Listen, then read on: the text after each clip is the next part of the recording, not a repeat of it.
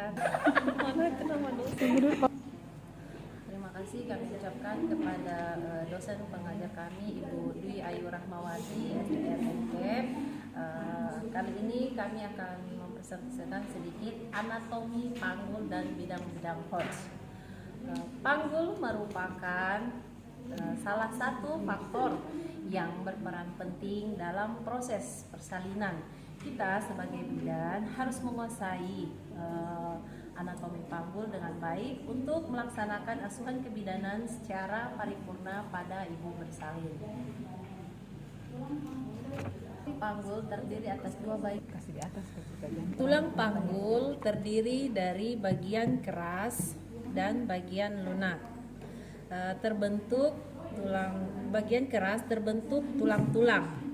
Bagian lunak terbentuk oleh otot-otot ligamentum yang fungsinya untuk membentuk lapisan dalam jalan lahir dan menyangga alat-alat genitalia agar tetap dalam posisinya yang normal, baik itu pada saat masa hamil maupun masa nifas, dan berperan penting dalam proses kelahiran.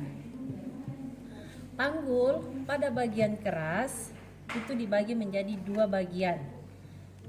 Bagian atas disebut pelvis mayor. Nah, ini bagian atas pelvis mayor atau panggul besar.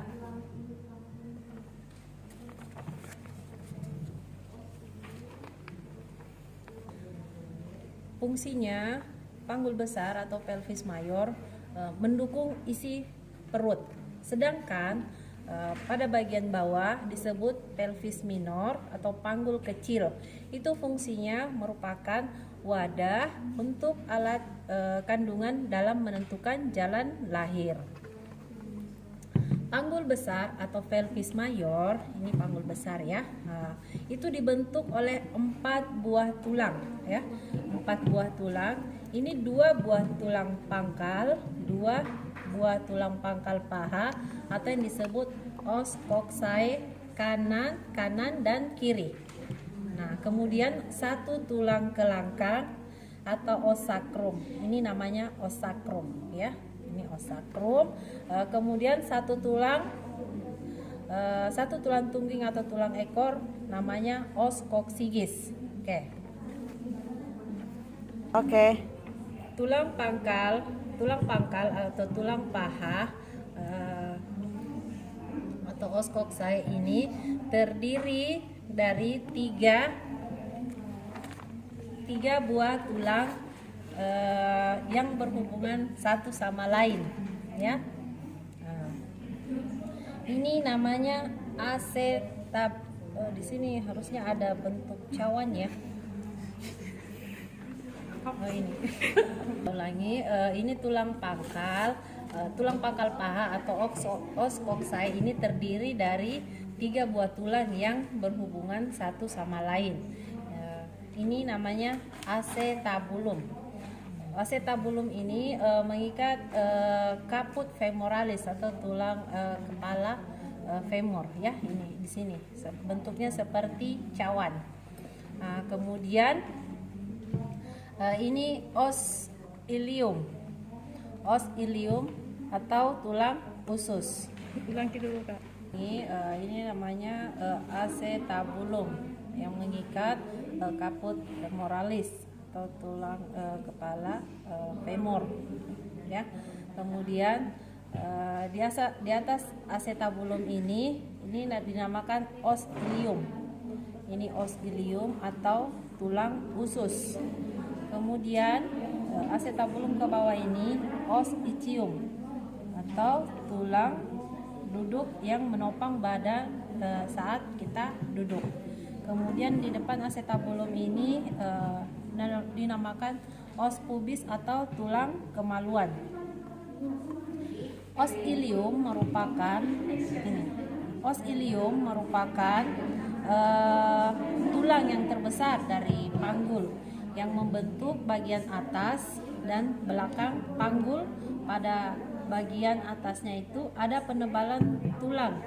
Ini ada penebalan tulang yang disebut crista iliaca. Ini namanya crista iliaca, dan bagian belakang crista iliaca terdapat sebuah tonjolan.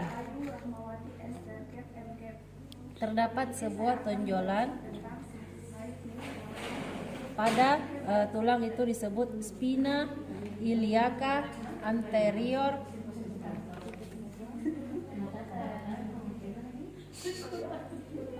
Kemudian os ischium atau tulang duduk terdapat di bawah tulang usus, pinggir belakang berduri, ya. Namanya spina ischiadicum atau ischiadica atau tonjolan. Ini yang menonjol, ischiadica. Dan di bawah spina ischiadica terdapat incisura ischiadica minor, ya. Yang ini. Baik, kita lanjutkan. Selanjutnya kita masuk di os sacrum. Os sacrum atau tulang kelangkang. Ini namanya os sacrum. Berbentuk cekung. Dia berbentuk cekung dan terdiri dari 5 ruas tulang. Ini 5 ruas tulang yang bersenyawa, yang bersatu atau bersenyawa pada bagian kanan dan kiri. Ini pada bagian kanan dan kiri. Terdapat lubang saraf yang disebut dengan saraf Frankenhauser atau pembuluh darah kecil yang disebut foramina sacralia. Foramina sacralia anterior. Kalau yang di belakang disebut foramina sacralia posterior. Posterior itu di belakang dan anterior itu di depan. Pada bagian belakang os sacrum terdapat cuat-cuat yang disebut crista sacralis. Ini yang disebut dengan cuat-cuat itu dan disebut crista sacralis ini. Ya, ini namanya crista sacralis. Pada bagian depan tulang yang menonjol disebut promontorium. Ini promontorium sejajar dengan tepi atas simfisis. Nih. Atau PAP.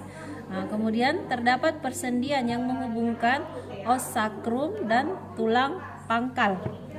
Tulang pangkal pada disebut ini namanya. Ini disebut articulatio sacroiliaca. Articulatio sacroiliaca. Pada bagian bawah terdapat juga persendian yang menghubungkan os sacrum dan os coccygeus, disebut articulatio sacrococcygeus. Ya, articulatio sacrococcygeus. Kemudian kita masuk ke os coccygeus. Os coccygeus atau tulang ekor. Itu terdiri dari 3 sampai 5 ruas tulang yang bersatu. Ini pada saat persalinan itu bisa terdorong ini 1 sampai 2 cm ke dalam, ya, pada saat proses persalinan ke belakang. Kemudian itu bertujuan untuk memperluas jalannya lahir. Selanjutnya kita lanjutkan, kemudian masuk ke panggul kecil atau pelvis minor. Ini di bagian bawah ini pelvis minor. Ini tempatnya alat reproduksi wanita dan inilah yang membentuk jalan lahir. Ciri-ciri khas atau ciri penting dari jalan lahir ini adalah dia terdiri atas 4 bidang. Panggul kecil atau pelvis minor ini terdiri atas 4 bidang. Ada pintu atas panggul atau PAP ini. Kemudian bidang luas panggul ini, bidang luas panggul ini. Kemudian bidang sempit panggul. Kemudian pintu bawah panggul, ya. Selanjutnya pintu atas panggul. Pintu atas panggul itu terdiri dari ini promontorium, kemudian sayap os sacrum kiri dan kanan, ini Selanjutnya artikulasio sacroiliaca kiri dan kanan. Ini artikulasio sacroiliaca kiri dan kanan. Kemudian linea, ini linea terminalis kiri dan kanan. Ini linea ini ya, yang ini linea terminalis kiri dan kanan. Kemudian ini ramus superior osis pubis. Ini ramus superior osis pubis kiri dan kanan. Selanjutnya ini pinggir atas simfisis. Oke. Demikian anatomi panggul yang dapat kami jelaskan. Mohon kurang dan lebihnya kami mohon dimaafkan. Terima kasih. Wabillahi taufiq wal hidayah. Wassalamualaikum warahmatullahi wabarakatuh. Assalamualaikum warahmatullahi wabarakatuh. Terima kasih kepada dosen pengajar kami Ibu Dwi Ayu Rahmawati STRMK telah memberikan kami kesempatan untuk mempresentasikan sedikit tentang siklus menstruasi.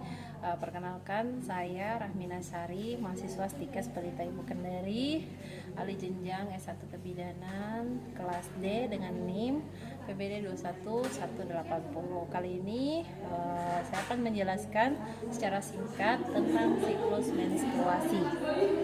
Menstruasi adalah pelepasan endometrium dinding rahim yang disertai perdarahan berulang setiap bulan. Siklus menstruasi terbagi menjadi 4 fase, yaitu 1. Fase menstruasi, kemudian fase praovulasi atau folikuler, kemudian yang ketiga fase ovulasi, yang keempat fase pasca ovulasi atau luteal. Oke.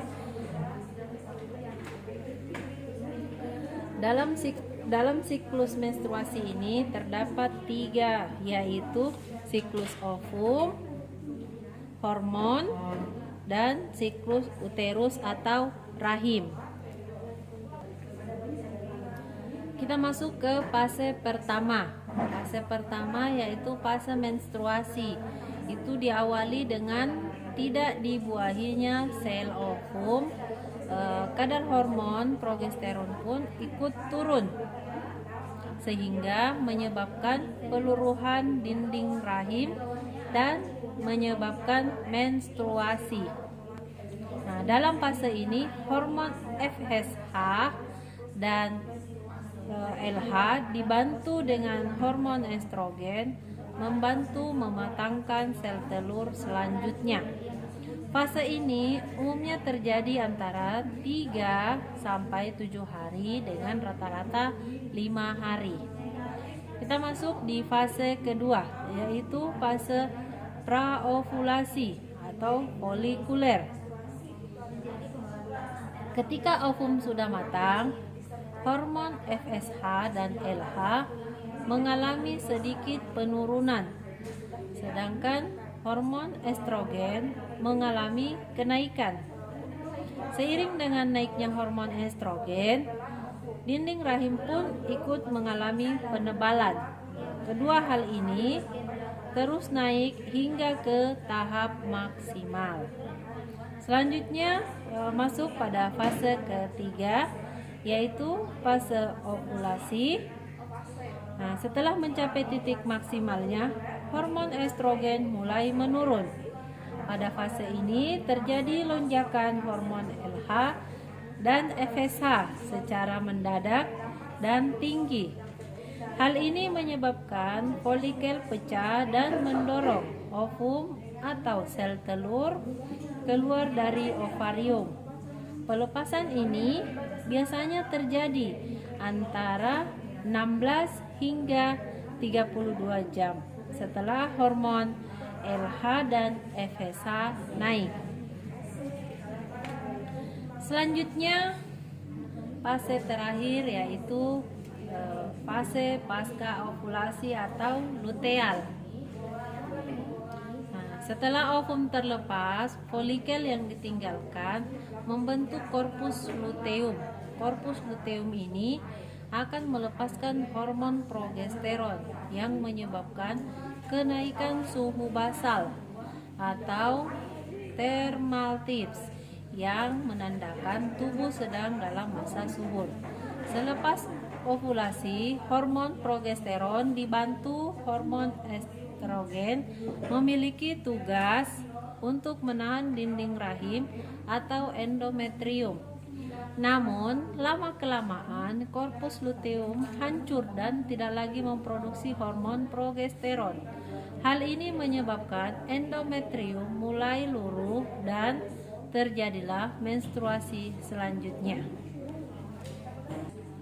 Nah, demikian tadi penjelasan singkat tentang siklus menstruasi. Mohon dimaklumi kurang dan lebihnya, kami ucapkan terima kasih. Wabillahi taufiq wal hidayah. Wassalamualaikum warahmatullahi wabarakatuh.